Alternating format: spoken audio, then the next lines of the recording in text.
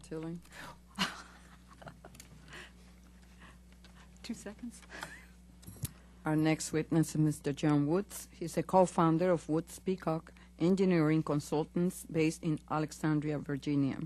Woods Peacock Engineering Consultants provides structural engineering and project management services. Mr. Woods is testifying on behalf of the American Council of Engineering Companies, which was founded in 1909 and has more than 5,300 firms throughout the country. Welcome.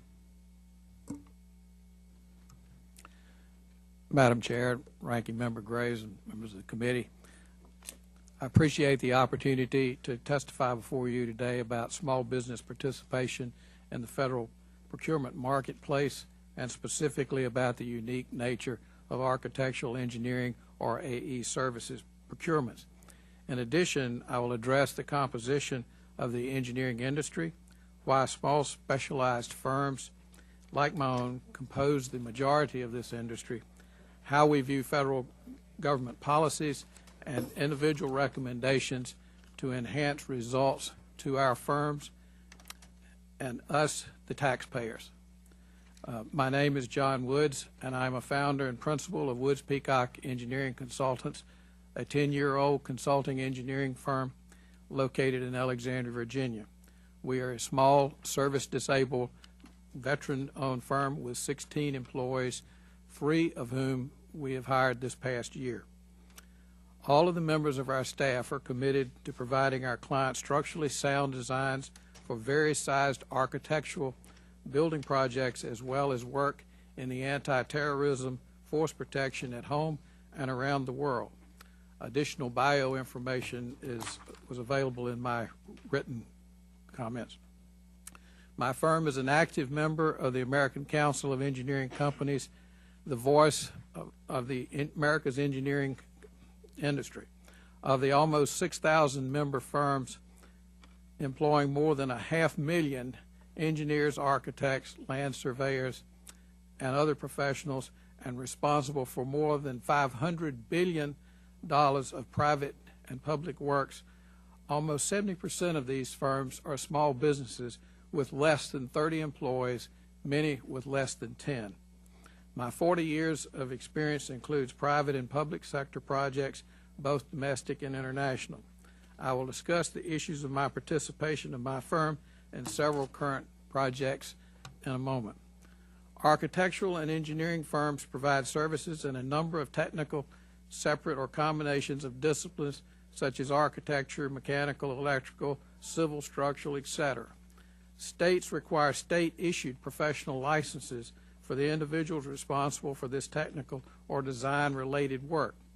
In the Commonwealth of Virginia, 67% of the ownership of privately held professional services firms providing services must be held by individuals licensed in the Commonwealth in their respective disciplines, as well as for the requirement for the firm to be licensed to provide these services.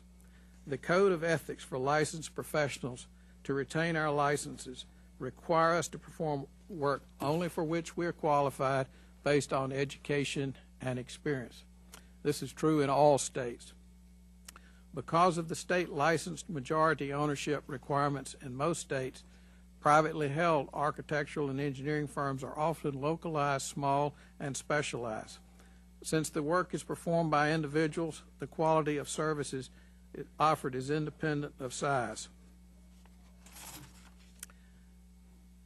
For the federal project and in many state and local projects, the public user and taxpayer is the benefactor, because architects, engineers are selected for work based on being the most qualified for the particular project or series of tasks, and then a fee negotiated as codified by the Brooks Act, Public Law 92-582, for federal work. To its credit, Congress created the Small Business Competitive Demonstration Program 20 years ago with the goal of enabling federal agencies to facilitate greater participation opportunities for small businesses. By unrestricting competition for AE services, the program recognizes the composition of the industry, qualifications, emphasis, and the need for agencies to carefully plan contracts that small firms can perform. Let me share several of my firm's experiences winning doing work.